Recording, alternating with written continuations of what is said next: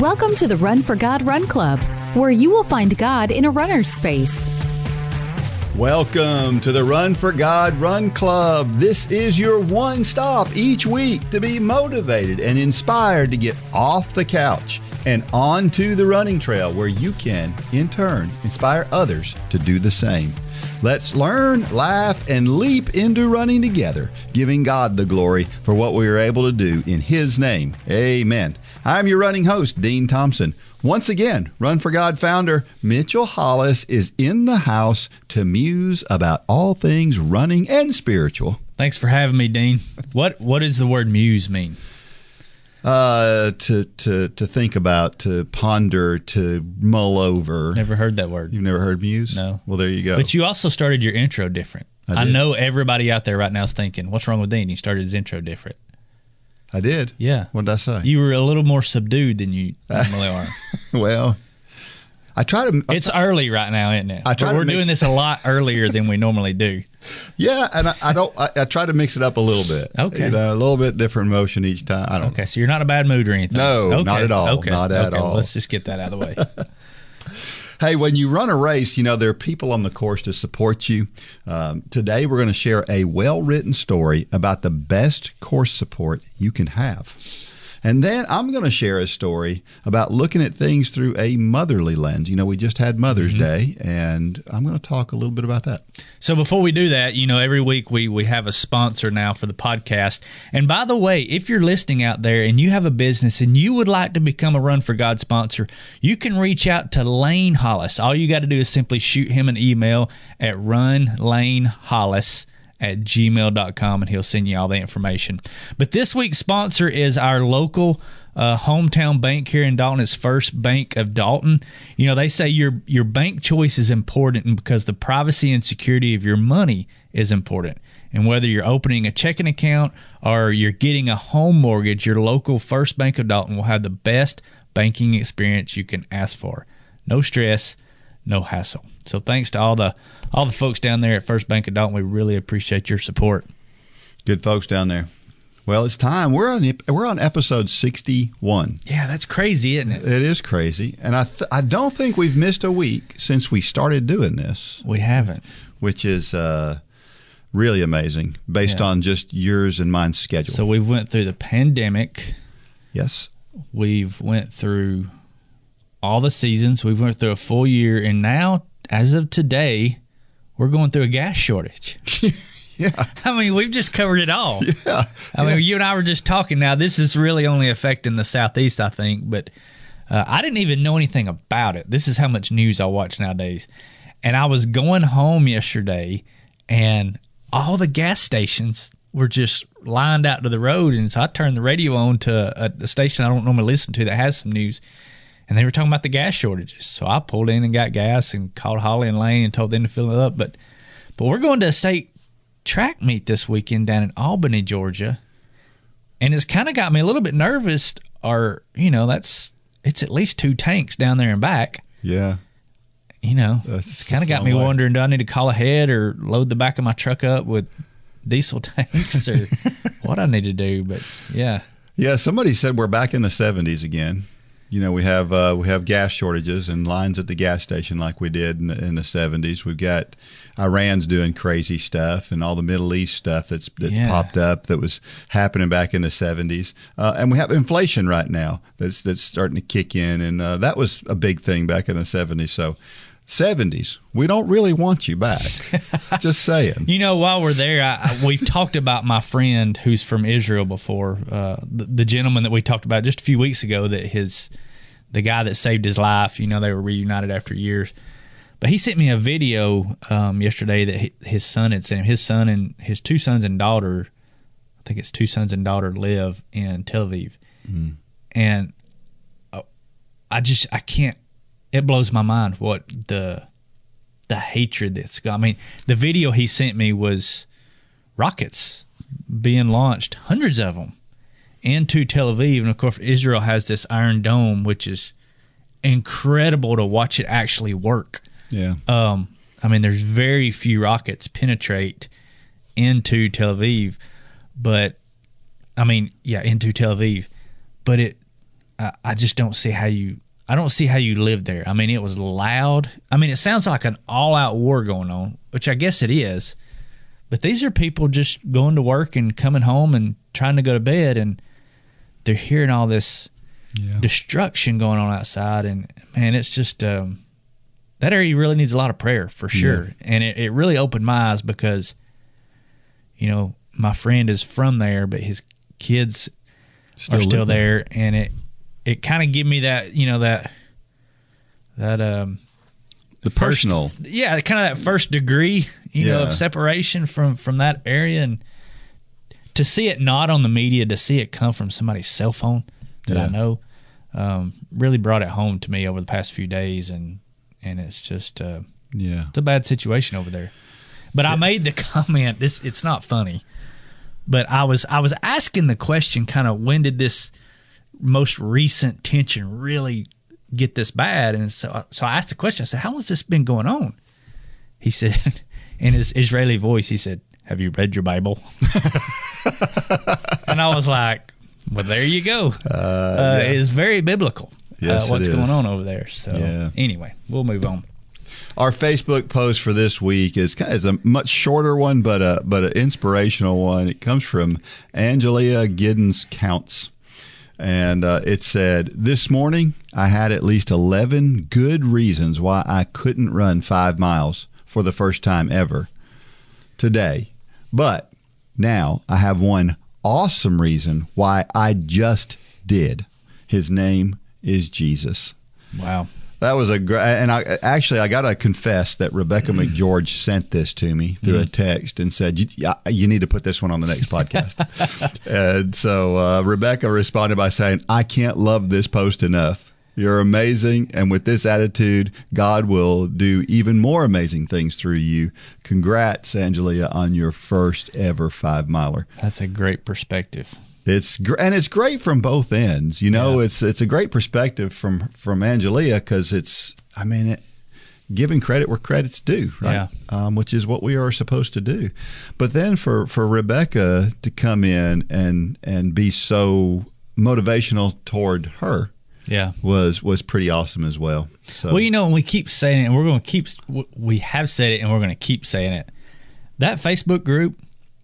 Guys, if you're listening to this and you're not a member of Run Club, that group, you say it in the video, the promotional video, it's worth the price of entry just to be a part of that group. We have a lot of reasons why you need to join Run Club, but that's up there at the top. Is that group and the motivation, inspiration that you get from other people. I mean, we can give a little bit, but we don't touch what that group does. That group is so organic, and it's so uplifting, and it's so motivational and inspiring. You don't find groups like that on social media because a lot of times they become kind of vile and just get into politics and society and opinions. There's none of that on there. No. I mean, we've had one or two instances where we've kind of had to tamp things down, and we do patrol it, and everybody knows we patrol it. That we're not going to put up with any political angles. This is a group that runs and loves Jesus. Yeah. And that's what it sticks to, and it's fun. Yeah, and I mentioned this, I think we were talking recently, and I talked about that show, The Biggest Loser, when it was on, and I would talk to people who would say, well, if I had somebody who was encouraging me all the time, then I could do that too. Well, you know what this Facebook group is? It's The Biggest Loser. It's a constant feedback loop of positivity that helps keep you motivated from day to day. And yeah, if that's been your excuse on why you can't run and why you can't exercise is because you can't stay motivated. And then you couple with that, I mean, it's so strange because, you know, we had the 5K, a month ago, however long ago. And if you're part of Run Club, the Run for God 5K is free. If you can make it here, it's free.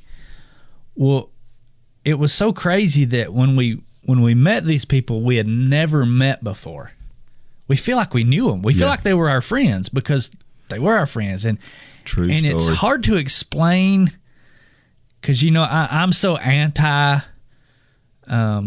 technology in a lot of ways. Yeah. Especially with kids and things like that. But for this group, it's just different. You feel like you just feel like you know these people. When you finally get to meet them face to face, it's like you just start picking up the conversation. It's not like there's introductions. Yeah. It's you already know them. You know their face. You know how fast they run. You know everything not everything about them. That'd be weird. But you know what I mean? Yeah, absolutely. And I felt the same way. Somebody would tell me their name, and it would be like, ah. And then of course some of them you post enough pictures that you're like, I know who that is. Yeah. I mean, it's almost like a celebrity sighting. Right? Exactly. Yeah. You've known them. You know, they think we're some kind of celebrity, and it's completely the opposite. We're like, hey, that's such and such. That's such and such. Yeah. We know them. We see them walking up to, come meet us, and we're like, hey, I know who you are. Yeah. And so it's very cool. It is. Our trivia question from last week was this: what Olympic track and field athlete has won more Olympic medals than any other? Give me the male and the female. And so, did you happen to know this? Well, this is the first time I've seen this question because I wasn't here last week. Oh, that's right, you weren't here last week. But if you asked me the most decorated swimmer, I would know. But no, I didn't know this one. Yeah. Yeah, there's a lot more events in swimming. Yeah. That you can be successful in. But anyway, yeah, we talked about this guy. We had a specific question about this guy back, it's been a few months ago. Paavo Nurmi, which is also known as the Flying Finn. Again, 1920 to 1928 Olympics, he won 9 gold medals and 3 silvers. He went undefeated for 121 consecutive races in distances that ranged from 800 meters to 10K. Wow. Or maybe I think it was 20K maybe. It was a long way. And that's incredible because, I mean, as a distance runner, you just have bad days. And for 121 consecutive races, he didn't. Or at least he didn't have a bad enough day somebody could beat him. He was the one who was going to end his Olympic career with the marathon, if you remember us talking about that. And because of politics and other things going on, they wound up, because he was from Finland and there was somebody from Norway and it's a big Scandinavian rivalry. And anyway, he wound up not being able to run that Olympic marathon, or he probably would have had 12 Olympic medals. But the best American Olympic athlete is Carl Lewis, who is still around today. He went to the University of Houston and still hangs around the University of Houston today.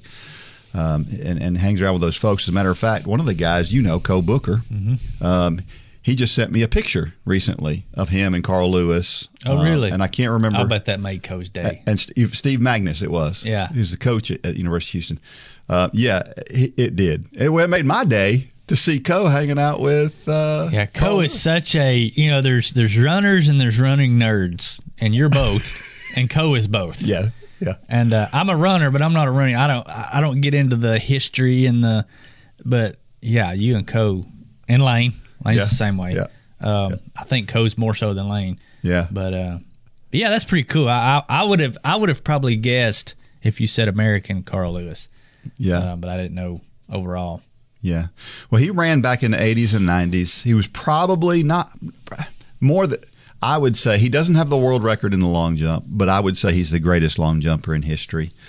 The 92 Olympics, he covered the last 100 meters of the 4x1 in 8.85 seconds. I remember watching that, and there are a couple of guys who have run a little bit faster than that. One of them being, of course, Usain Bolt. You've probably heard that name before. Mm-hmm. And then I can't remember there was a hand-timed Bob Hayes. Do you know who Bob Hayes is? Mm-mm. Bob Hayes was an Olympic sprinter, won the gold medal back in the 68 Olympics. Bob Hayes was an American. He was crazy fast. He was also a football player. And Bob Hayes, they say, hand-timed, and it's a lot harder to get it accurate hand-timed. He ran 8.5 seconds for the last 100 meters in the 68 Olympics. So that's an incredible statement. Wow. Yeah, and then anyway, Carl Lewis won 9 gold medals and 1 silver. So he competed in 10 events. 9 of them he won. He's one of only 3 Olympic athletes to win 4 consecutive gold medals in any event, and he did that in the long jump. At one point, he had an unbeaten streak of 61 events in the long jump, and he jumped over 28 feet 71 times. That is a number that I still can't get over. I didn't realize that until I read that recently, and I thought, that is because it's 28 feet. I mean, you're getting close to the world record at 28 feet. He's done 70, What is the world record? 29, 4.5. Wow. Carl Lewis's longest jump was 29, 2.5, and it happened at the same time the jump that was 29, 4.5 happened. So this world record for the long jump was around till 1991, and in 1991 it was Carl Lewis and Mike Powell battling each other. Carl Lewis comes in, breaks the world record was 29.2. He jumps 29.2.5, breaks the world record. It couldn't count as a world record, though, because it was wind dated. I don't know if everybody knows what that means, but it couldn't count, let's just say. But he was winning the meet. And then Mike Powell comes in right behind him and jumps 29.4.5. I want to say I've seen that video. Oh, crazy. Because it was almost, I think there was one or two people in between them, but it was almost back to back, wasn't it? It was. I remember watching it live, and I remember, because I'm old, Yeah, very. We've established that, I think. Sure. Anyway, I remember watching it live, and it was like, have you ever watched a boxing match where the two boxers are just knocking the fool out of each other, and you're just waiting for somebody to fall? That was what it was like. It was like two heavyweights. I think I've seen that video before. Yeah, it was awesome. Well, the most decorated female athlete is Allison Felix. I love Allison Felix. Her attitude, her personality is just delightful. But man, when she gets on the track, she is something. She won 9 medals at the Olympics. 6 of them were gold. She was a member of a bunch of relay teams. Most of those gold medals came on relay teams. She ran the fastest split ever for an American woman for the 400 meters. She ran 47.72 seconds for a split in the 4x4. That is nuts. The only two who ever ran faster were probably dopers, because they came from East Germany back in the day when East Germany was into that kind of thing. Mm-hmm. So she finished second in the 200 meters at the 2004 Olympics at the age of 18. Wow. So she started very early and was good very early. And she was actually in a meet this past weekend. Okay. So that's 2004. Mm-hmm. She's in the Olympics winning medals. And then 17 years later. 17 years later, she's still running, I think, 22.2 something, finished second place in an elite. At 45 years old. Yeah. Just awesome. Wow. Just awesome. 35. Is that 35? Yeah. And here's the thing that I think is oh, yeah, you're right, 35. Sorry. Math's off this morning. The difference between people like Allison Felix, who do win gold medals, who are these great athletes, and something that I think we can take something from, not necessarily exactly what she did, but she was seen crying after this event. She's 18 years old. She finishes second in the Olympics, and that's not good enough for her because she didn't win. And that's kind of the way the best in the world do things. Now, I'm not suggesting, I'm not suggesting we should all be crying every time we don't run a PR or whatever, but it's that attitude of I want so bad to be better. I want so bad to break through that wall. I want so bad to reach that goal that makes them so special. Yeah, I think that mentality is different, though. It's not a, there's two ways to be upset after an event. It's the mad. I don't know. There's two different. I don't know what I'm trying to say. There's two different attitudes of. You see some of the attitudes of athletes that we know. We've seen it before, where it's just like they're mad. They're almost kind of blaming it on something, and that's the wrong way to be upset after a race. But I'm sure for her it was an internal thing, and it was, I could have done more. This won't happen again, and that's a great motivator. Yeah. But that can also be that same attitude can be a bad. It can be. Yes. I don't know how I'm trying to say that, but we've seen it. I think you know what I'm talking about. Oh, absolutely. And it can lead to destruction for sure. Right. No question about it. But yeah, there's a fine line. There's a really fine line there as to being tough on yourself. And there's a passion and a pride type thing. Yeah, I agree. One of the girls on the high school team who has been a state champion in the past and isn't running as well now. We've had lots of discussions, but her attitude after a race is, that was terrible. And it's not a she didn't blame it on anybody. She just goes, that's not good enough. And consequently, she's gotten faster every race, and she's getting pretty close to getting back where she was. So maybe this weekend will be the aha moment. This is the time for it to happen. The state meet here in Georgia is this weekend, by the way. By the time this comes out, it will be history. Right. Yeah. The Couch to Marathon. We're in the 10K phase. We're getting close to halfway through now. It's going good. Now, I will say, we've been having a lot of questions about Disney. Disney has still yet to release any details about anything. I got a text last night from somebody saying, Disney's sold out. And I'm like, what? Disney's not even open yet. And so I'm starting to panic because I'm thinking, did I miss something? And I knew we had all been checking. It was the virtual from last year. And yeah, it was from last year. Yeah, I mean, we're gonna. I think it's a good sign, maybe, that they haven't announced anything yet. I mean, their parks are wide open now. Yeah. Florida is wide open. So I'm really hopeful that Disney's gonna happen, because we're all pinning a lot of stuff on that race happening. But the Couch to Marathon's going great. We've still got a good core group of people who are trotting along. We're seeing the post there again. We're seeing the Facebook group, and everybody's posting the runs and how it's going. And but it's tough. This old guy right here, I've said it. I've been talking about it. I'm right there with all you guys, and I made the mistake again this past weekend of going out and doing a run with Dean here. And, he did fine. No, I didn't. That was terrible. That was just one of those runs where you're like, it wasn't a good run. Well, I enjoyed it. Yeah. But we did get to, we found it's cool how we thought we were just going out in a bad part of town of Atlanta, and we wound up finding one of those rails to trails type trails, and that was nice place to run. That was pretty cool. Yeah. But yeah, I come home, and then 2 days later had a great run. So maybe it's just running with you. I always have bad runs. That may be the problem. I'm going to blame it on you anyway. That's fine with me. As usual, we're sponsored by J Radio. If you haven't checked out J Radio yet, and the playlists from your Run for God folks, and from you personally, there is a Run for God playlist out there from people who submitted their songs online. So go out there and check out J Radio.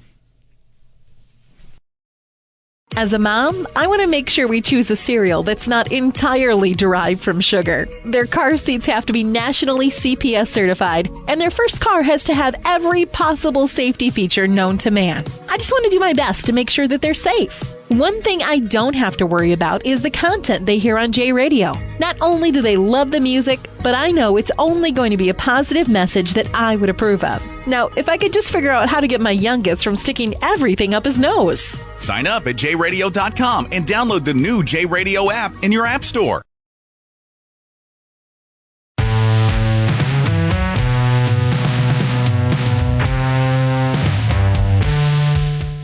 As always, you can send messages to dean@runforgod.com. And again, if you don't know about what Run for God is, and you just happen to find this podcast online and you're going, what is this Run for God stuff all about? Well, go to runforgod.com or runforgodrunclub.com. Find out more about what Run Club's about, because I think that you're going to find something that maybe you've been missing. Maybe there's a little bit of hole inside of you somewhere that you've been looking to fill, and this is the thing that's going to fill it.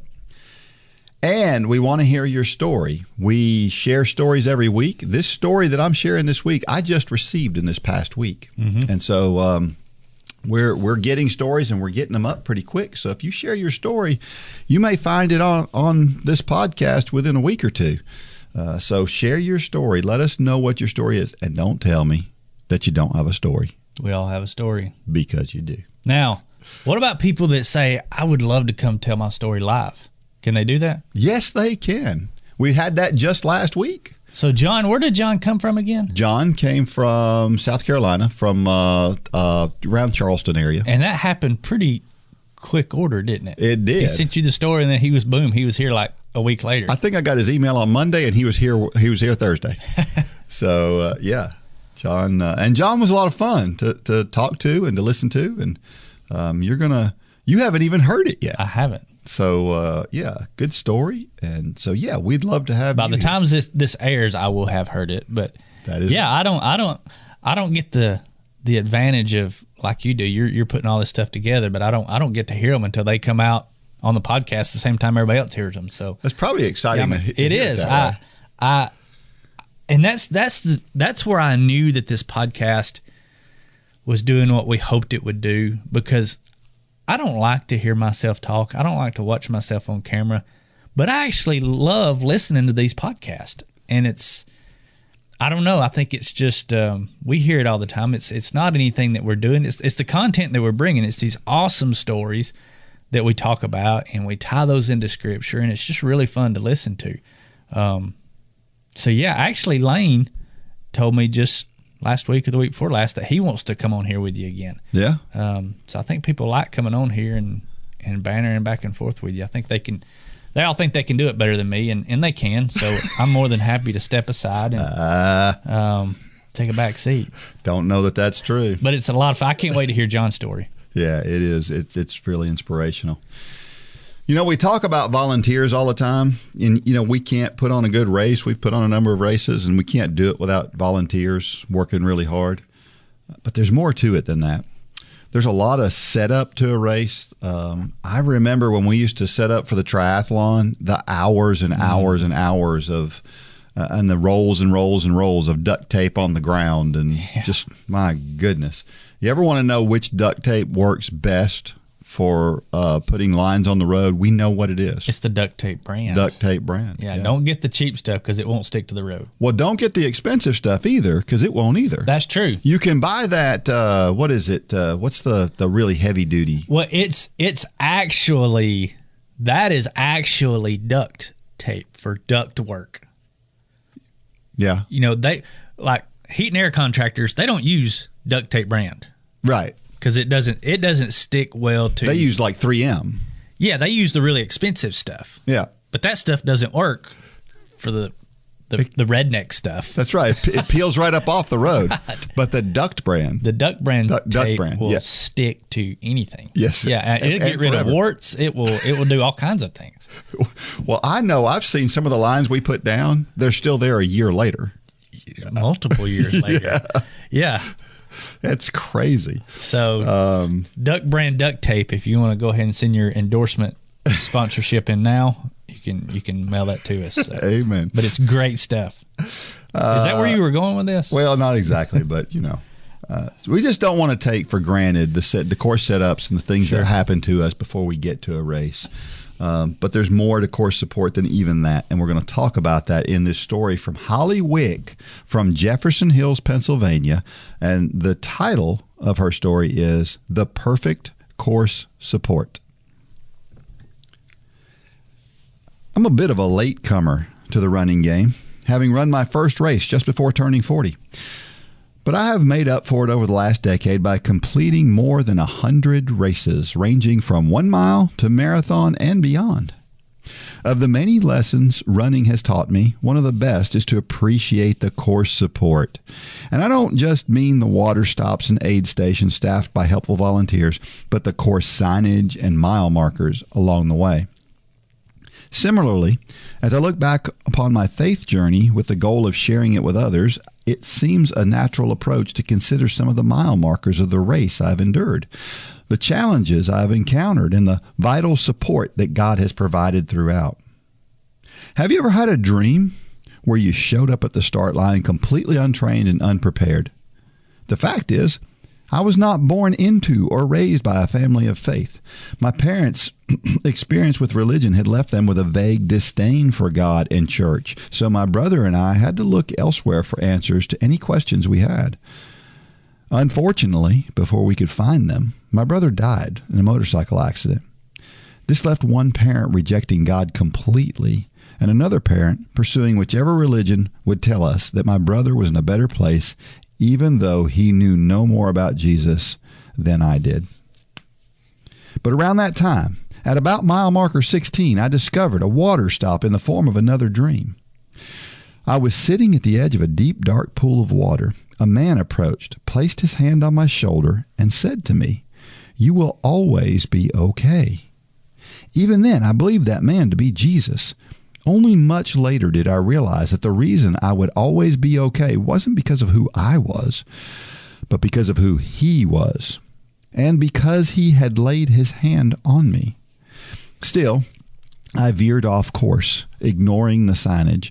During college and graduate school, I studied biology and evolution, rubbed elbows with atheists, and attended lectures that promised to answer all of life's mysteries through the application of science.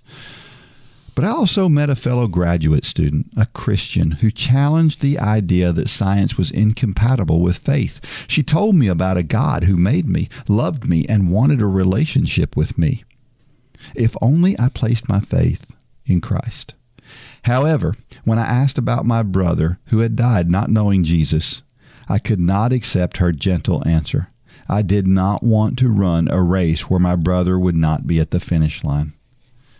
At around mile 20, I fell in step with a handsome young Navy man named Tim. We chased each other off and on for about 6 years before finally catching each other for good. Shortly after we got engaged, his mother warned me that Tim's life and heart didn't belong to me, but to one who had an eternal claim. She also gave me my first Bible as a wedding present and wrote inside, "As you seek truth, I pray you will find it." Distance runners are familiar with the phenomenon called hitting the wall. When your energy resources abruptly run out and you have to either quit or find a way to replenish and push through. Tim and I had been married 3 years when I hit my wall, which came in the form of an argument over the different courses we were following. I had thought it sufficient to go to church occasionally and had even agreed to raise our children as Christians. Never mind that I had not accepted Christ myself. He had spent the last 3 years praying for my salvation and gently witnessing to me, but it wasn't until that night that he directly confronted me with his belief that I was condemned. Suddenly, I came to the awful realization that I was an unfit partner for my running mate. I considered quitting, ending our marriage. I knew that the only way to replenish and push through was to understand and believe as he did. For the first time, I prayed in earnest.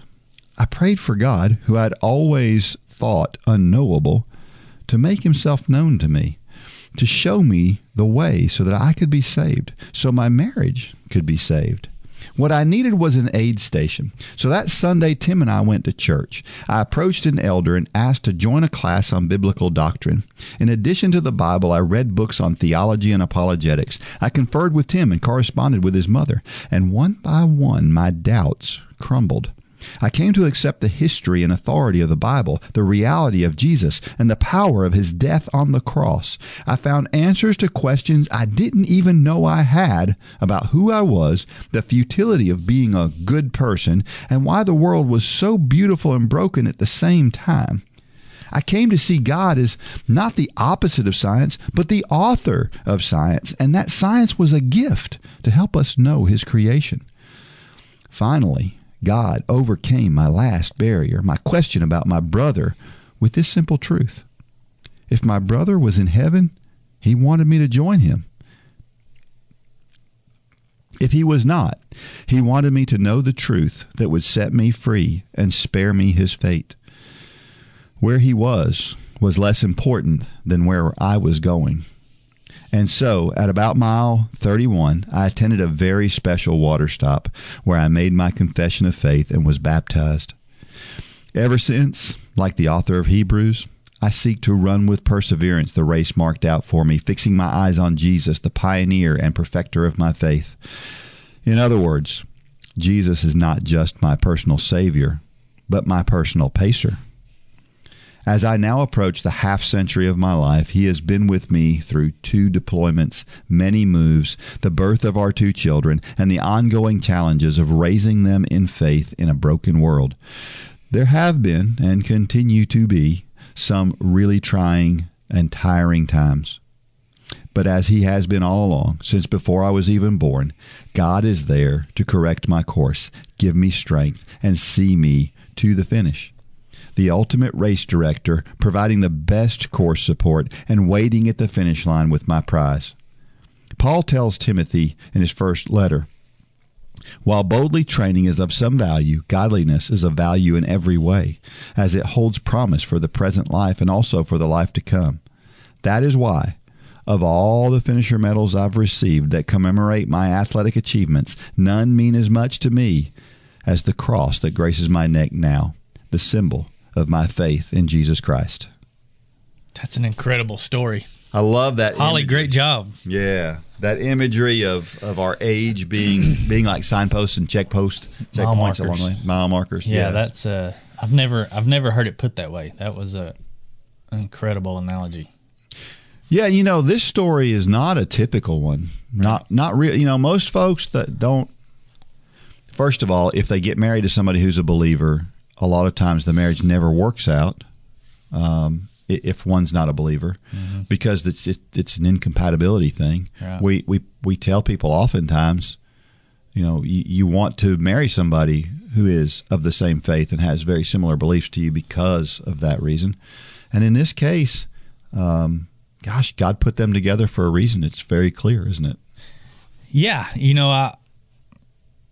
I've mentioned on here I listen to Dave Ramsey a lot, and he said that the three biggest hiccups in marriage are money, in-laws, and beliefs, faith, religion. Yeah. If you're not on the same page about those three things, then you're in for a rocky road. But yeah, I mean, you have to wonder, was this God's plan all along? Yeah. And we don't know the answer. There's some contradictions there, maybe. Yeah. But obviously, God's hand was in this. Yeah. And it's just I think this story's going to speak to a lot of people. I think so. I really do. Yeah. Romans 8:28 says, "And we know that all things work together for good to those who love God, to those who are called according to His purpose." I love the verse, and we've talked about that verse a number of times. And several verses back, you have this sentence as well. "For I consider that the sufferings of this present time are not worthy to be compared with the glory which shall be revealed in us." When we talk about the thing, all things work together for good, a lot of times we're using that in the context of bad things happen, but God's working those things for our good ultimately. But when you look back, these several verses back, and you see the origin of this and how he started this whole conversation, all of these things that we go through that might be tough things, they're nothing. Right. They're absolutely nothing compared with what we're going to see one day. Yeah. It's an incredible thought. It is. Again, she took kind of an unconventional path to the cross. It was filled with pain. It was filled with doubt. I can't imagine going through the thoughts that went through her mind about her brother. That is, I just can't. I can't imagine that. It never happened. My brother actually was in a car accident when I think I was 12, and he was on his bike and a car hit him, and he was unconscious for 3 days. And they called my parents in, said, "Doesn't look like he's going to make it." I was only 12, and I remember the pain and the thoughts and this whole idea, and I didn't even know how bad it was at that point. I can't imagine going through all of that. But all of those things that she went through eventually came together to form a picture that's incredible. And that the final thoughts about her brother, as painful as I'm sure that it is, that is the correct picture and the right way to look at it. Yeah. And God brought her to that. God will use things. This is a great example of Romans 8:28, the way God used that. 1 Timothy 4:8, "For bodily exercise profits a little, but godliness is profitable for all things, having promise for the life that is now and is of the life that is now and of that which is to come." I'm sorry, I'm butchering that this morning, but yeah. he's comparing the training of an athlete to our spiritual life. And it's literally exactly what this podcast is about. Yeah. It's what Run for God is about. It's exactly what we do, right? Yeah, it's the catalyst by which we share the gospel, which, I mean, this verse of scripture can be translated into so many other areas of our life. They're using the illustration of exercise here, but, you know, we should be taking the opportunity and using whatever our gift is. You know, we talk a lot about running on here, but, you know, you may be a fisherman, you may be a golfer, you may be a person who does stretching and yoga and things like that. I think the point is all of those things profit us a little, you know, but too many times we put those things way up high where they shouldn't be. What we should be doing is keeping those in check. They profit us a little, and we should be using those things to share the gospel. That's ministry. That's the heart of ministry. You can take something that can easily become an idol and look at it through a different lens and use that passion for that, because God gives us these passions. God gave us the passion for running, but it's what we do with that passion is what really matters. Yeah, it reminds me of the story that I've told on here before about running every day for the last 10 years except one. Yeah. And that one day, and God giving me that message of, you're fine. It's okay to be passionate about what you're doing as long as you keep me first. And his message to me was, I feel like you're keeping me first. And so it was a good message to have that I'm kind of living by this. The thing about training is, and when we talk about athletes, when we apply this scripture specifically, when we run, we're benefiting ourselves in the short term. If we quit running today, I'm in really good shape right now. If I quit running today, it's not going to affect me for about a month, but then after about a month, I'm going to see some serious declines. Our spiritual health is completely different, because once we're His, that's forever. It's not for a month. It's not for a year. It's not for a lifetime. It's forever. And that's why it's so important that we look at the physical training and the things that we do, the running, the yoga, the whatever it is that we do, as less than. Yeah, but I would also take another spin on what you just said, and I believe our spiritual life is just like running, in that I'm looking at this from a little bit different lens.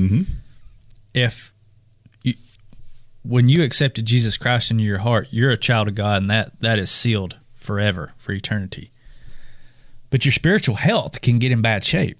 You know, if I'm a child of God, I know where I'm spending eternity. But if I get out of the Word and I stop talking to God, my relationship with God's going to get rocky. That's true. It's going to get out of shape. And it's that constant connection and talking to Christ. It's exactly the same as our workouts. Yeah, and in my mind, it's exactly the same, because, you know, I looked at my schedule this morning and I got that 3-mile run today. Well, I have a choice. I'm still a runner, whether I do that 3-mile run today or not. But what's going to make me more fit as a runner? It's getting that 3-mile run in. I look at my Bible this morning, and I've got the choice to open it or leave it closed laying on my desk. At the end of the day, I'm still a child of God, but one's going to make me much more. One's going to make me flourish much more, whether I'm a runner or whether I'm a child of God. And that's just so important. We don't need to become a runner and sit back and just call ourselves a runner and live with that the rest of our life, because that's not good. And we don't need to accept Christ and just sit back and say, we've got it made. Yeah. And if you truly are a child of God, that's not going to be your attitude. You know, if that is your attitude, well, I checked that box. You may need to go back and revisit your salvation. Was it genuine at the time? And so I personally believe if people make that statement or people ask that question,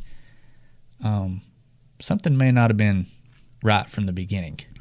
That's a good point. That's two perspectives on the same thing. Yeah, It's exactly. that are completely different, but really they all lead to the same thing. Right. 1 Corinthians 9:24. Do you not know that those who run in a race all run, but one receives the prize? Run in such a way that you may obtain it. This doesn't mean that we should always be out just to beat others, particularly to beat others down, to win a prize. Because that's sometimes we think that. I think sometimes that we can misread that particular scripture in that way.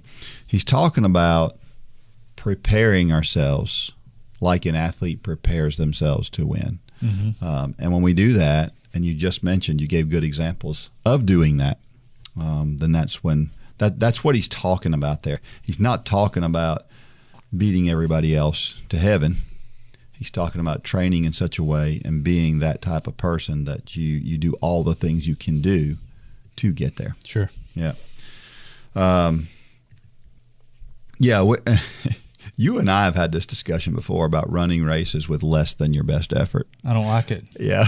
Because, sometimes in a high school track meet, it's a team sport. Sure. So you want to get points. And so sometimes I would argue there is a time to give less than your full effort. I agree there is a time. You're going to get my blood boiling here.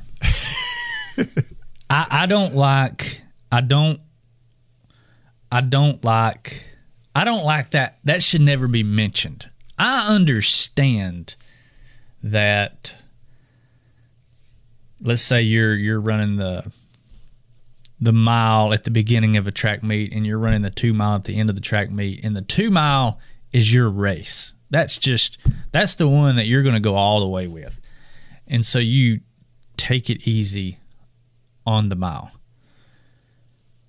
That's okay to do that, but where I get frustrated sometimes is when I hear athletes, especially young athletes, they either get up to the start line and they're like, oh, I'm not really going to run this hard. Or they get done and they obviously get beat and they say, well, I'm just preparing for the 2 mile. No, then don't run the race. If you're going to say anything like that, then don't run the race. If you go out and you back it down and you get beat, your attitude at the finish line is, I got beat. Because what you're doing is you're making yourself look like an excuse maker at the finish line, but you're also taking away from the person who won's victory. Yep. And I don't like that. Like I said, I understand the physiological, the training. It's calculated, but keep that to yourself. Yeah. Kind of like fasting. Yeah. If you're fasting, that's good analogy. fast. That's biblical. But it also says, keep it to yourself. Yeah. Do it. You have your reasons and keep those reasons to yourself.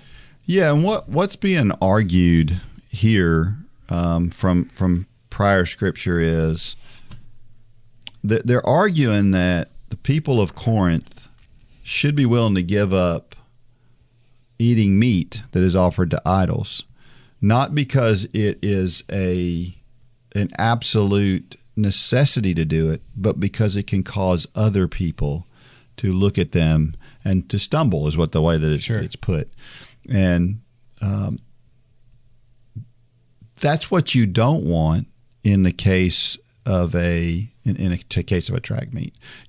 You don't want it to look like it's fine if you're gonna get into a meet and you're gonna do something to score some points, but the way that you present yourself afterwards is really important, and that's what you're saying. Right, and it's exactly what they're talking about here with the meat. It's don't get to the table and say, well, my God says that I can eat meat, but because you guys don't believe that, I'm not going to eat it. Yeah. That's kind of like getting up to the start line of a track meet and saying, I'm really not going to run that. I can smoke every one of you, but I'm not going to run that this way. So just know I'm going to concede and allow myself to get beat. That's what, biblically, that's what it's saying here is don't have that attitude. Or I'm going to run just hard enough to beat you. Right. Yeah. And I have a problem with that one too. Yeah. It should not be known what you're doing. Yeah. If I'm trying to think of some examples because, if we're not going to get into alcohol, we're not going to get into all that stuff. But the reason I don't drink alcohol is because I grew up in an alcoholic home, and I grew up with an alcoholic dad who recovered the last 7 or 8 years of his life from that.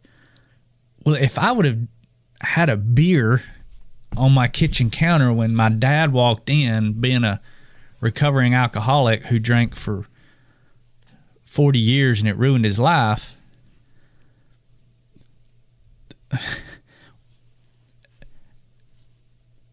I would never say, I don't drink to begin with, but I would never go to my dad and say, I'm not drinking because you're around here. It's things that you internalize, and it's things that you don't do because it's a conviction. Yeah. And conviction is internal, and that's really where it should stay. Yeah. Yeah, that's good. That's a good analogy. Good analogy. Question 1, how has God corrected your course? I look at course correction as a lot of micro corrections, right? Mm-hmm. There are certainly, times, your dad, good example. At one point in time, he made a drastic change in direction. Sure. And sometimes that happens. But I think sometimes we neglect to think about the micro corrections that we have. We like to think about ripping the Band-Aid off, but we don't think about all the times that we just kind of nudge things, or he just nudges us back in place.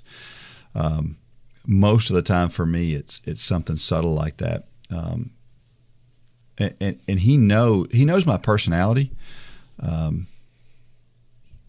he knows that that's the best way to handle me sometimes, is just to gently go, you're headed in the wrong direction. He knows I'll look at that and go, oh, yeah, I am. And boom, I'm right back on task. And I think that's important that we recognize that when we talk about course corrections, the question is, how has God corrected your course? I think we always think about that as, I remember running a race one time where everybody was pointed in the wrong direction. We made a turn. We went the wrong direction.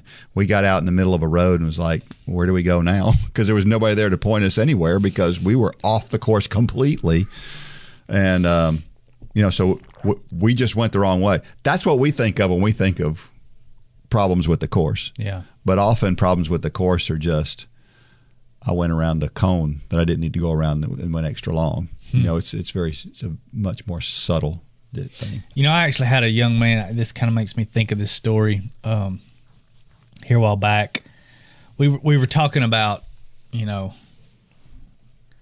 our Christian life and testimony and your story, and we talk a lot about stories on here. And this was a young man, and he kind of made the statement to me. This young man was brought up in a Christian home. He was always pointed in the right direction, which is good. He never really did anything bad. He had what a lot of people call a vanilla story, and he was actually a little bit bothered by that. That he said, I don't have that story. I didn't overcome anything. And it hurt my heart when I heard that, because that is such a lie from the pit of hell. Yeah. He felt like not that he needed something, but he felt like he lacked something because he didn't have that my dad's story, or so many of the stories that we hear on here. And I explained to him that some of these radical stories are the ones you hear about the most, because that's where you can see God the most clearly. But God works in everybody's story, and it's, by and large, He's making micro adjustments with people. Mm-hmm. But there's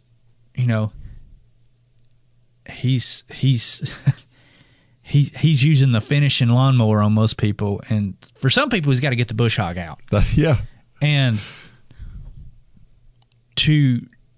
to think, and I know we have people listening who think, well, I never had that big radical thing, so I really don't have a story. Well, this young man I'm thinking of, he has an incredible story. He has a story that we've talked about on this podcast before. But don't ever allow the devil, and that's exactly who it is, putting these thoughts in your minds, think that your story is not worthy enough to change and be used to lead people to Christ, because that's a lie. That's a pure lie. And when you started talking about these micro corrections, that's what made me think about it, because by and large, that's most of us. Yeah. Most of us don't have the radical drug addiction, crazy stories that you hear of, but God can use all of our stories, no matter how vanilla we may think they are, because every one of them's a God story. Yeah. Yeah, one of the things, too, about this question says, how has God corrected your course? And the how is, he does it through people. He does it through things that happen. He does it through something that you just see or hear. You ever have those days? You're just driving along and something's on the side of the road and something, boom, God just, and you realize that God put that thing there. So, so I would remember that. He does it. I like to say he gets our attention with all five senses. And most of the time it's small things like you're talking about that make the difference. Yeah. Question 2, how does God give you strength? He gives us all sorts of strength. We think of strength, and we often think, I guess everybody's mind probably goes in one of two directions, either physical or spiritual. And God gives us both, I believe. I think for me, it's those street lights. Yeah. We talk a lot about that on here. We talk a lot about God will light up that street light, and it's like he always knows. I say it's like he always knows. He always knows when, faith is starting to, because we all struggle with faith. We all struggle with belief and having the strength, because it takes strength to believe what the Word of God says, and He's an on-time God. You hear that cliche, but it's true. You're waiting under that street light. You're where God God wanted you, and the street light seems like it's starting to dim, and boom, that next one comes on. Yeah. And to me, that's the source of strength is God lighting up what's next in my life. Yeah, it's a good point. And the types of strength that he gives us, Holly tells the story here about her brother. Well, God has given her the strength to see that and to be able to endure that and get to a point where she understands the meaning of it. God gives us the strength to get outside our comfort zone when it's time for us to go and talk to somebody about Jesus.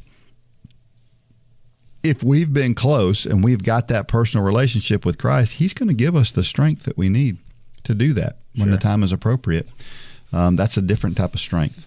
Those are just different examples of strength. And then we can talk about how he gives us strength, and I think it's different in every situation. The way he gives strength to witness is not the same as the way he gives strength to endure hardship, for example. But it's all strength, and it's all different types of strength. I think that was from when I started this question is, we all have an idea of what strength is, but strength is a lot of things. Yeah. Question 3, how will God greet you at the finish line? Hopefully with a high five, a handshake, and a hug, because that's what I like to do. Not a fist bump. I'm not that guy. Yeah. I have been past year. Through other people's choice. But yeah, I just see this picture. That's why I love our finish line. Yeah. I think it's a picture of our finish line. I think it's a picture of what took place when we had everybody in town for the race, and we were all together in all different shapes, sizes, colors. Everybody there for the same reason, and everybody high-fiving each other at the finish line. That's my hope, that's what my walk into heaven looks like, is the finish line finish line of the biggest race I've ever done. Yeah. And the picture of the prodigal son is such a great picture. Very different picture, but yeah, it's a exactly, very different picture, but it's more intimate. Yeah, and when you get to the finish line of a race, it doesn't matter what happened prior to that. Right. I can think of marathons where, that I've just completely tanked, really, really had a difficult time in. But when you get to the finish line, it's still the finish line, and you're still glad to be there. And you're way off pace. You didn't run the race you wanted to, but you're glad to be there. The prodigal son didn't run the race he wanted to run, obviously. But when he got there, God was there with his arms wide open. His father was there with his arms wide open, not bringing up, where have you been? Not bringing up, you made a dumb mistake. Not bringing all that stuff up, but just going, you're here. You're at the finish line. It doesn't matter what happened before. It doesn't matter how bad your race was. It doesn't matter what you did with all that money. You're here and welcome. And I think that's just an awesome picture. Yeah, yeah. It's really humbling when you think about it, because we don't deserve any more than the prodigal son did. No. But he says he shall wipe away every tear. No more pain and no more sorrow. Do you think, I've often thought about, why is there going to be no pain in heaven? Are we not going to know about what's happened in the past? Or are we just going to be so focused on worshiping God that the things that happened in the past won't matter? Because you can picture both of those possibly being true, right? Yeah, I've had this conversation before. It's this is where my lack of biblical doctrine is going to show here. Well, and me too. Because I should have, because I've talked about this before, and I should have looked into it more. But isn't there references to you will know who's not there? Yeah. And so that kind of, to me, this is one of those God things where we just don't understand that. Because if I know that somebody's not there, that they took a different path, and they're not in heaven, to me that would mean sorrow. Right. But Scripture's very clear that there is no more sorrow. It uses the exact word. Yeah. There's no more pain. Knowing somebody's not there, in my mind, triggers pain and sorrow. Right. But Scripture says there is no pain and sorrow. Right. So that's one of those things that just kind of blows your mind when you really try to wrap your head around it. And that's one of those questions I call my pastor, and Charlie helped me with it. It's funny, we were sitting on the bed the other night, and my oldest son Lane, who's been on here before, he just realized, he knew it, but he put two and two together, that Charlie has a doctorate in divinity. And that just kind of was blowing Lane's mind the other night, that, okay, he's got a doctorate in divinity. He said, I want to ask Charlie, what keeps you up at night? Because we think about all these things that's down here, but he's kind of put Charlie up here like he knows a lot. And so I think he's ready to take Charlie to breakfast and just start drilling him with questions. But even for somebody like Charlie, even for people who know much more about the Bible than you or I do, there's still things that you just say, I don't know. And that's where faith comes in. Yeah. And there's nothing wrong with saying, I don't know. Sometimes we don't know. And we just got to trust what God's Word says. That's it. While you're working hard to keep your body in shape physically, the music you listen to while you run can help keep you in shape spiritually. We've partnered with J Radio to put together a group of running playlists by Dean, Lane, Holly, myself, and others that you hear here on the Run for God podcast. Plus, you can listen to a playlist put together by members of Run Club just like you. Check out the whole station of Run for God playlist at jradio.com and in the J Radio app.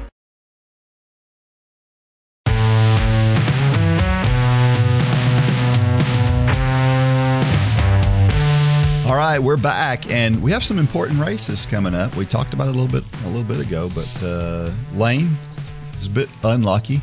He's got a couple of guys in his division that are. Lane runs in 3A class, right, which is one of the smaller school classifications in the state.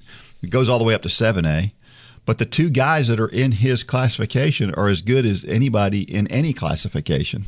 So Lane he's been dealing with this his whole life, right? In triathlon, it's the same thing. Yeah. The best triathlete in the country is the same age as Lane. Yeah. So he's never had a chance to be completely away from him. But I think that would I like to have seen Lane just all out win some of these races? Yes. But I think it's been the best thing for him as an athlete overall. I think, Andrew Schellenberger is the number one ranked triathlete in the country for the junior elite, which is 19 and under. Lane has been Andrew's from Indianapolis. Lane has been racing him since they were 6. They're great friends. When they travel out of the country and race, they room together. Great young man.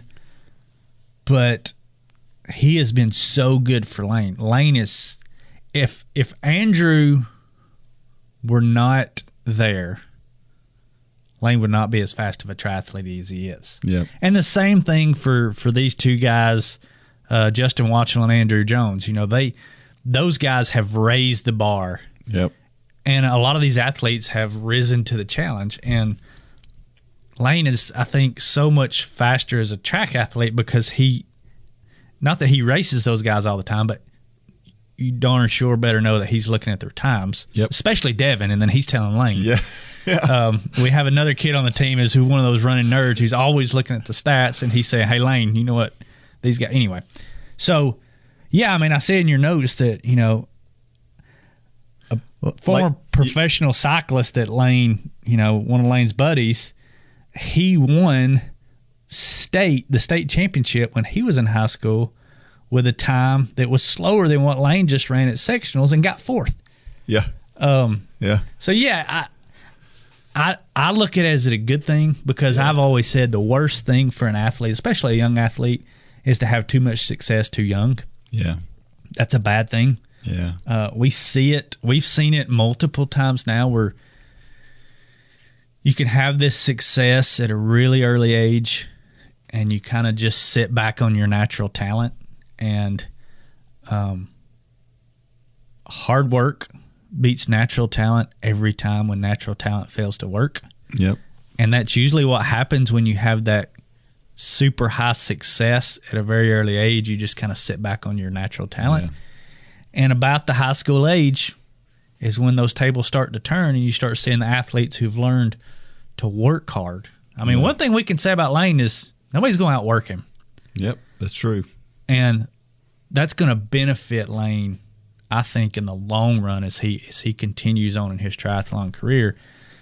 So, yeah, but I love to watch. And that's not saying anything. Andrew Schellenberger is naturally talented and a crazy hard worker. Andrew Jones and Justin Watchell are naturally talented and crazy hard workers. So that's not saying, but to be rolling with those guys long term is a good thing. It absolutely is. And Lane's got some lofty expectations. He does. Or goals, I guess we should say.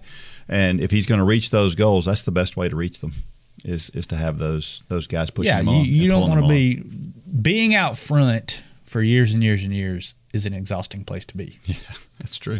And you want to be out front at the right time. Yeah. And for Lane, that's not today. That's 7 years from now, for what he's trying to do. So, yeah, it'll be fun to watch. Yeah. I may have to write a story about this at some point in time, talking about life's not fair. There's a girl on Lane's team who ran a time that actually would, both her mile and her 2 mile time would have won the other sectionals. The way it works in the state of Georgia is there's 2 sectional meets that have different regions that compete to go to the state meet. Sure. And you have to finish in the top 8 at your sectional to make it to the state meet. She would have won both the mile and the 2 mile. She didn't even make it in the mile. She was 9th. Mm-hmm. And in the 2 mile, she barely made it. She finished 8th. Mm-hmm. And she would have won. And both. she was a state champion 2 years ago. 2 years ago. Yeah. And so, gosh, talk about tough competition and all of a sudden. Of course, I sent her a message here recently, and I said, I want you to remember you were only 15 seconds behind second place. Mm-hmm. So she was 8th, but only 15 seconds separated her from second place. You got to. She has that 15 seconds in her legs, though. She don't have it in her mind right now, but hopefully that's going to. Hopefully this weekend that switch is going to flip. Yeah. And then that guy's 4x800 meter team, they got a chance to do something special, I think. It's going to be fun to watch. Yeah, it is. All right, it's time for Dean's Thoughts. That's a time when I share something that I've written about the intersection between running and faith. You know, Mother's Day wasn't long ago, and so I was thinking about mothers. And so this one is called Motherly Outlook. I'm going to share something with you that may or may not be accurate, but I heard it, and I thought it could be true. So here goes. There is less crime committed on Mother's Day. Although I don't know if that's correct, it feels accurate, and that's why I want to discuss it. After hearing that, all of us have an opinion as to why that might be true, right? Like, even criminals love their moms and want to spend time with them. Or it feels bad to commit a crime on a day meant to honor mothers. Maybe it's just the one day that no one wants to feel guilty about doing something wrong. Whatever the case may be, we can all see a possible connection, and all of those connections have something in common. They all put the focus onto mom. Isn't it amazing what can happen when we put our focus on something positive? I'm sure that well over 95% of the population have positive feelings about their mother. It is one of the few things in life that we all have a positive feeling about. Mothers, well, they're more popular than ice cream, puppy dogs, and sunshine. You know what else would change if we changed our focus to one of positivity? Running. So many people dread the run. Sometimes we look at the next workout like we look at a dentist appointment. It has to be done, but we don't have to like it. Who among us is not guilty at times? Let me suggest we look at running more like Mother's Day and less like a dental appointment. Really? Couldn't that make all the difference? Imagine how much easier it would be if we had only positive thoughts about running. I realize that it's much easier to say it than to do it, but it is possible to see the positive side of running. So, the next time you have to squeeze a run into the day, think about mom and her positivity rather than your dentist chair and his tools. It may change the entire outlook of the run. Our relationship with Christ is similar. How do you look at God? Do you look at him as a loving father gently encouraging you to do good things? Or do you see him as a school principal waiting for you to step out of line so he can smite you with a 2x4? Which one do you want to spend time with today? The encourager or the smiter? Of course, you want to spend time with the one who wants to see you do great things. The run is beckoning, but it is doing so in an effort to make you healthier and more fit, not to make you feel like the inside of a dirty sock. God is beckoning too, because he is a good father who wants to shower you with love and not admonishment. And that is the mother of all truth. I like how you finished that there. Good job, Dean. I bet you didn't know you could put Mother's Day, the dentist, and running all in one story. I didn't, and we need to apologize to our good friend Billy Barton, who is a dentist sponsor of the Run Club. You just completely trashed his practice. So we're sorry, Billy. But no, seriously. But remember that Mitchell's the one that brought your name up, Billy. But the dentist is necessary, though. It is. That's the truth. It is. Just like running and just like Jesus. But outlook and perspective is so important because the truth is when we go to the dentist, then good things happen afterwards. We don't like the trip, but the good things happen, the good byproducts, just like running. You get done with the run, nobody ever said, man, I wish I wouldn't have done that. Yep. So I'm gonna put you on a spot here because the other day we're going for a run, and we made a turn, and you're like, "Let's go run over here," and This is twice we've done this. we started running over here, and there were hills, Yeah. and you were like, "That's not what I was thinking this was gonna be like." So what was your first thought at that point? I don't like hills, and I don't like running with Dean Thompson. No, I mean, we did this a couple weeks ago. You know, we're leaving the region track meet, and you and I were going to go out for a run, and I have no business running with you, number one. And so we take off, and I think we're going down this long country road. I have this vision in my mind of what this run's going to look like, and I can see from the stadium this long country road going through the trees and the farms and the cows, and I'm like, this is going to be an awesome run. So you and I get out, and we get about a half mile in, and we round this curve, and it looks like Mount Kilimanjaro right in front of us, and I turn around and I say, nope, not doing that. And then, of course, I get the smart aleck remark from you, oh, come on.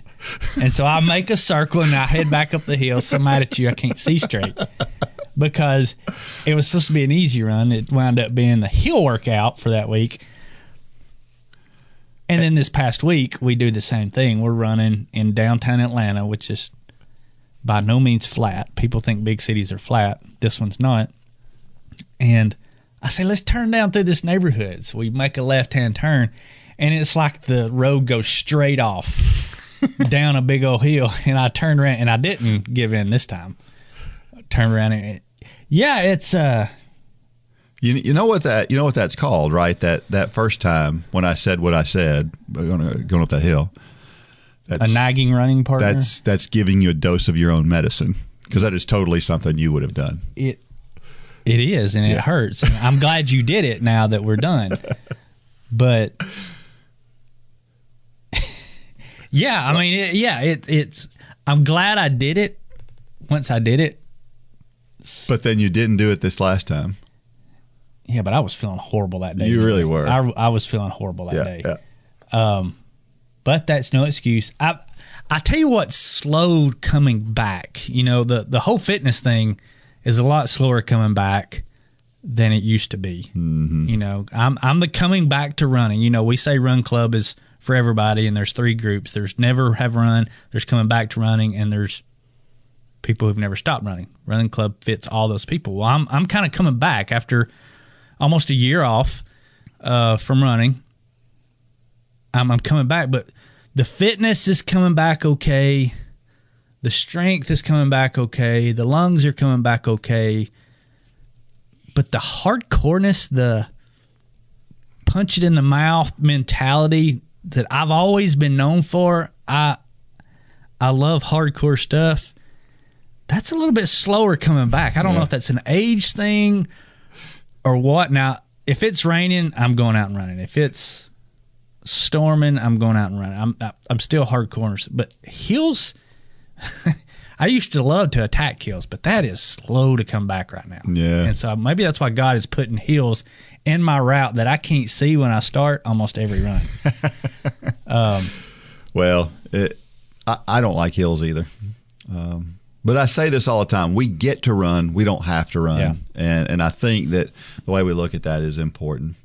Do you think we can start looking at running like we do, Mom? I mean, could we wouldn't dread a run if our mom was in our mind every time we went out to run, right? I mean, you can't do that. You can't. See, I don't know that I've never had a problem with dreading. No, a run. Maybe not. Okay. I have a problem sometimes when I get into the run and it's not going like I pictured it, whether that's the terrain or the way I feel or whatever. That's kind of the part I'm working on coming back right now is the mental aspect of when it starts to get tough, that mental fortitude of I don't care. And sometimes it's a birdie on your shoulder in the name of Dean saying, you big sissy, why are you turning around? Let's turn back around and go up this hill. That's a good thing. That's why we need to have people around us during times of not only in our fitness life, our faith life, but in our fitness life to say, you pansy, come on, let's go. We need that kind of motivation sometimes. Yeah. But yeah, I don't necessarily have a problem getting out the door. Yeah. It's when it gets tough is where it's hard for me. Yeah. Yeah, when you get the resistance. Well, I can't help but think about Isaiah 55:8-9 with this story. For my thoughts are not your thoughts, nor are your ways my ways, says the Lord. For as the heavens are higher than the earth, so are my ways higher than your ways, and my thoughts than your thoughts. We just talked about this a Yeah. while ago. Yeah. It's good that God's thoughts are better than ours, isn't it? Mm-hmm. And that we don't know everything. Sometimes ignorance is bliss. Yeah. It's kind of like that run. If I could, from the stadium, if I could see that big hill, we would have never gone went in a that different way. direction. Yep. And that's kind of like God knows what's around every corner for us. Sometimes it's trials, but he doesn't let us see that too far in advance. He keeps that street light off. Yeah. Until we get there, and then he's like, "I'm here with you." He's kind of like Dean there, saying, "We're going up this hill." Yeah, that's very comforting. That. Yeah. That's awesome. If you've ever participated in any sport, you've probably met a great coach. Great coaches inspire us to do more than we ever thought possible. You can be the leader that helps others achieve things they never thought possible. You have the ability and the opportunity to be that person. All you need is a heart to help people and the ability to follow a plan. The Run for God 5K Challenge will come ready to help you inspire those around you. The step-by-step guide will direct you how to plan, pray, and train people both physically and spiritually. You can help them become more fit in their health and in their walk with Christ. Share your passion. Go to runforgod.com to find out how to inspire others to accomplish big things.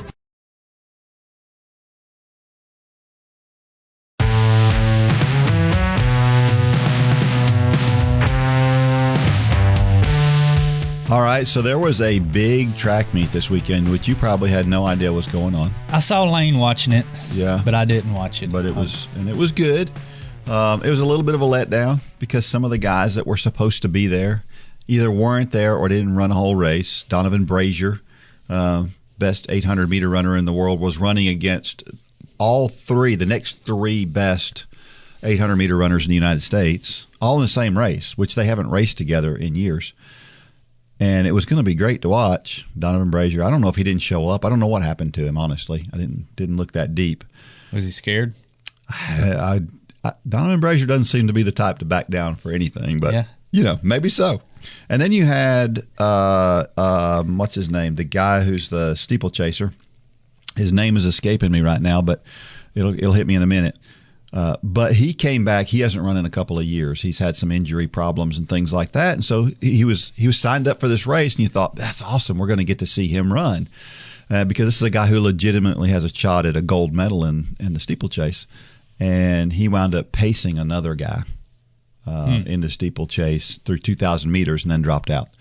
And that was his intention all along. And so little bit of a letdown from those standpoints, but there were still some pretty cool things that went on. And the coolest thing of the meet was DK Metcalf. Do you know the name DK Metcalf? Yeah, Did you hear heard about that? this was going on. I didn't actually watch it. Yeah, and so DK Metcalf is a wide receiver for the Seattle Seahawks, and he came and ran the 100 meters in this professional track meet.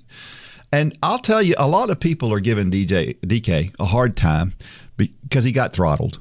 I mean, he got beat. He was 17th out of 19, I think. But he's a football player. Right.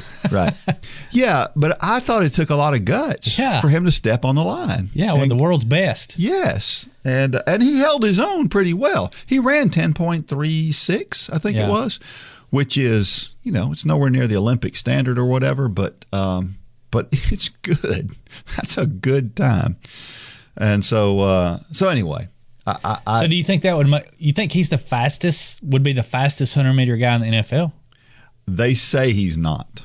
Really? They say there's at least one or two others that they feel like are faster. And so there's only one way to find out, and I wish they would do it. They need to have like NFL track meets. Yeah. Wouldn't that be fun? You know what they used to have? You don't even know about this, I bet you. And for all the old people that are listening to this, they're going to go, I remember that. They had this battle of the NFL stars back in the 70s or 80s, where they took NFL players in the off season and they did like obstacle course races, and they did different contests for these football players and had teams compete against each other, or players compete against each other.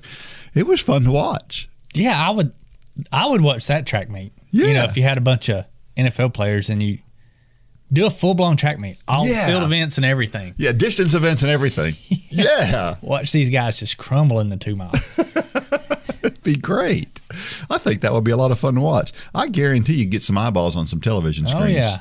For sure. Because you hear, you say it all the time, you hear all these different times of 4:3, 40. I don't even know what all that means. But we always say it all the time. It doesn't impress me that you beat somebody's time. It impresses me when you beat somebody. Well, put these guys head to head, and I guarantee the dynamics would be very different. Yeah, you're absolutely right about that. Yeah. So anyway, it was a neat thing to see. It was supposed to be, again, Brazier, Hopple, Murphy, Harris were all supposed to run the 800. That was supposed to be a great race. Now, Hopple did win. He is the second ranked 800-meter runner, and so it was good to see him run well. Ellie Pereira ran a personal best of 3:58 for the 1,500 meters, which is really, really good for an American 1,500-meter runner.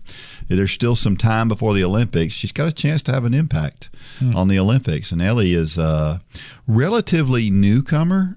She's been around for a while, but she's not been as good as she has over the last year or two. The pandemic has been good to Ellie.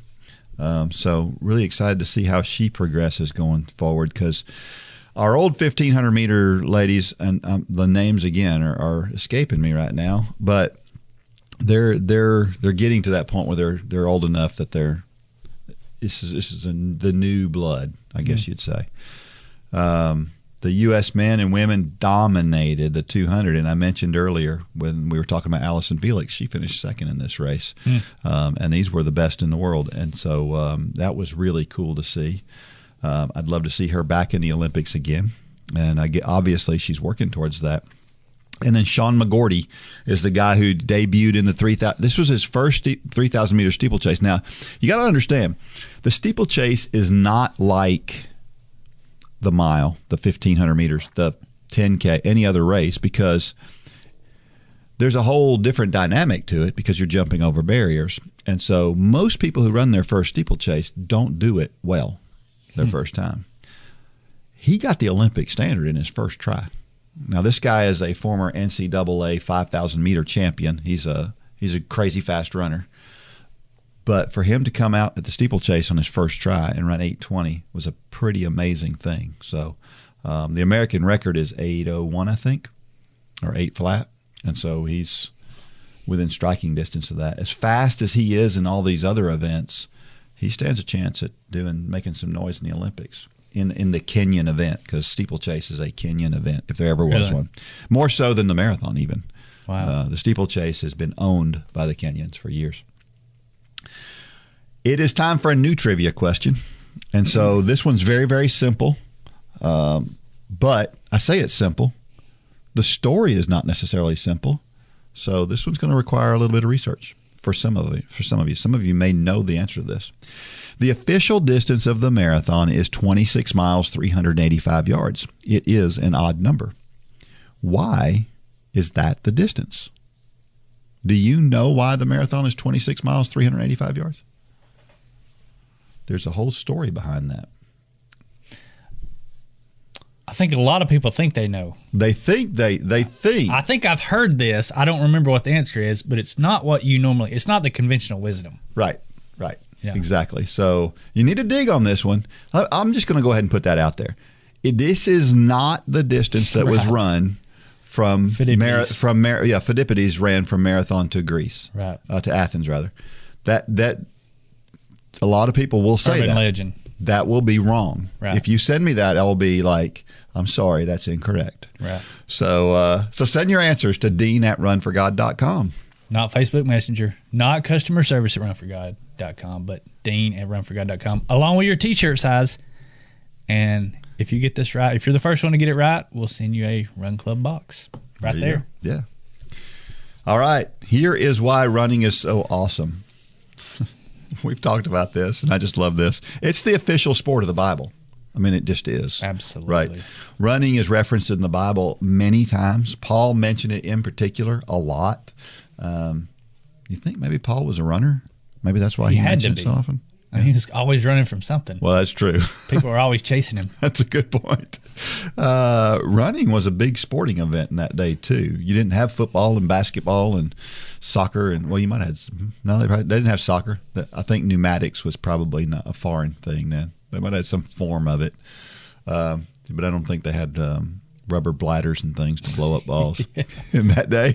So, no. We have mentioned in the past, Jacob did do some wrestling. So wrestling is mentioned in the Bible too. But I just want to point out the most popular sports, football, baseball, basketball, not mentioned in the Bible at all. So running is. Our motivational thought of the week. Mental will is a muscle that needs exercise just like the muscles of the body. I was just talking about that. Yeah, you were. The willpower. Yep. Yeah. That comes from Lynn Jennings. Lynn Jennings is a long time, actually a world cross country champion. Lynn Jennings is a phenomenal runner, been around for a long time. The brain is so important, and we can train it. I think some people they're like, I'm just weak. Well, you can be stronger. Right. You can work on being mentally stronger. People do it all the time, and I have college athletes that I coach all the time. We talk about classes all the time, and we talk about how they do in their classes and things like that. Incidentally, I got to brag. My cross-country ladies, they just finished a semester with an overall GPA of 3.85. That's awesome. We have 9 girls on the team. 5 had perfect 4.0s. Wow. Man, I'm so proud of those girls. Anyway, we don't think about it. When we think of classes, we think about the training and the things that we learn in class. But we can do the same thing. In just the mental strength that we have, we can do the same thing. And I think we discount the mental side of everything. Yeah. Especially for the people out there listening who are going longer or are going to the marathon with us. The physical side, when you're doing a 5K, the physical is probably up here and the mental is probably somewhere right here. You can kind of will your way through a lot of things at those distances. But as we go marathon, the mental side gets much and much and much higher because it's an internal battle many times. It's not a physical battle. It's a battle in the mind of, I can't do this. I don't want to do this. This is not the day to do this. Every excuse in the world, when you start reaching out and touching some of those longer distance, will come into your mind, and you need to be training that now. So at these, if you're doing the 10K challenge right now and you're looking at that 5 mile run and you're going, you need to get over that right now, because that's not going to get easier. The 5 mile run's going to get easier, but that battle in your mind is going to continue all the way through the marathon. And if you can learn to nip that in the bud, if you can learn to overcome that mental obstacle, man, that will transform. That will bleed over into every area of your life. So when whatever life throws at you, if you've got, because that is a character trait. Yep. And that bleeds over to everything. So just know that it's the 5 miles may get easier, but the mental battle will always be there. It's how well you learn to deal with it. That's right. All right, everybody, you're doing great. Keep up the great training. Keep up all of those things that you're doing. Keep supporting one another as you do. Keep glorifying God in your running and everything that you do. You're an inspiration to somebody out there. Never forget that. Now, may God bless every step of every run. Go out there and shine your light. Good job, Dean. For more information about the Run for God ministry, go to runforgod.com. If you have questions about your salvation, click on the Peace with God tab. There's nothing more important. Thanks for joining us today.